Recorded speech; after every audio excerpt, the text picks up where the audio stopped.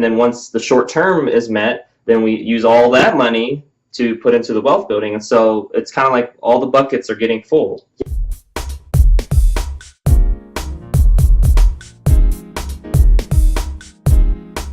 Hey, this is Lance McGowan, and I have my friend Tanner Frigard here, and today we're covering part 17 of our Financial Stewardship Academy, exclusively available on YouTube. And today's topic is about the Wheel of Fortune solver, but hey, there's no Vanna White this time, but there is going to be a lot of green in it involved if you play your cards right? Absolutely. Okay, so when it comes to the Wheel of Fortune solver, it's actually a wheel of allocation, and this is part of doing well financially.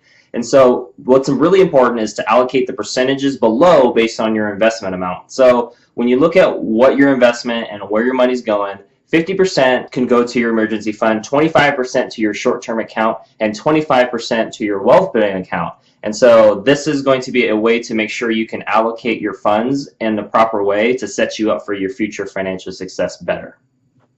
And this is where when I'm sitting down with a lot of people, they're like, yes, Tanner, that sounds like a great strategy, but that's utilizing 100% of my funds. What about my expenses? What about my debts? What about my taxes? So what I want to do is I want to give some clarity on this is what we do with the excess once all of our expenses are paid. So when we have money coming in, usually half of that income that comes in goes to our expenses. Another 24% goes to paying our taxes, and then the rest typically goes to our debts, paying them off. And if there's anything left over, that's typically what we end up saving, maybe 1 or 2%.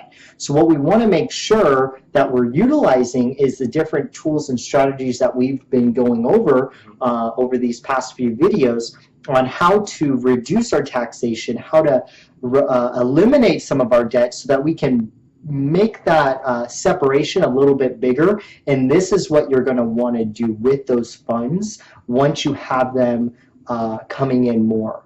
So what I hear you saying, so after paying bills, paying taxes, after paying off debts, this wheel of allocation is where it comes in. And so there's going to be some money that gets split up into 3 ways. Yes. But as we pay off our debts and as we do other things, this wheel of allocation is also going to change, because once we hit our emergency fund goal, then what happens? So once we hit our goal, once you actually achieve that, your short-term goals are met, those investment amounts and the wealth that you're building then goes and compounds as a result of that. So that is really the ultimate amount and why we allocate our funds.